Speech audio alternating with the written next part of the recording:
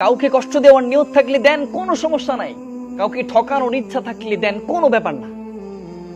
কারোর সাথে প্রতিশ্রুতি ভঙ্গ করার ইচ্ছা পোষণ থাকলে করেন, নো প্রবলেম, কোনো সমস্যা না, আপনি করতে থাকেন।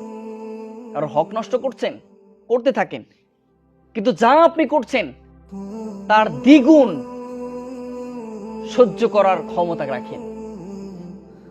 যা করছেন, কষ্ট দিচ্ছেন একজনের, ঠকাইছেন একজনের, এর চাইতে দ্বিগুণ প্রতিদান পাওয়ার জন্য আপনি প্রস্তুত থাকবেন।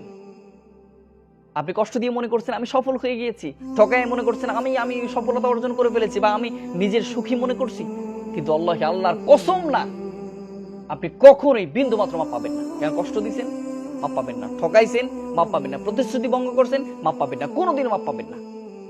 কারণ হলো সমস্ত পাপ করছেন আল্লাহর কাছে, সমস্ত কিছুই করছেন আল্লাহর কাছে।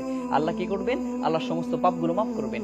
কিন্তু আপনি প্রতিশ্রুতি ভঙ্গ করছেন, ঠকাইছেন, কাউকে কষ্ট দিছেন, এইগুলো আল্লাহ মাফ করবেন না। কারণ আল্লাহর হক এটা না, এটা মানুষের হক। আর মানুষের কাছে মাফ না চাওয়া পর্যন্ত আপনি মাফ পাবেন না।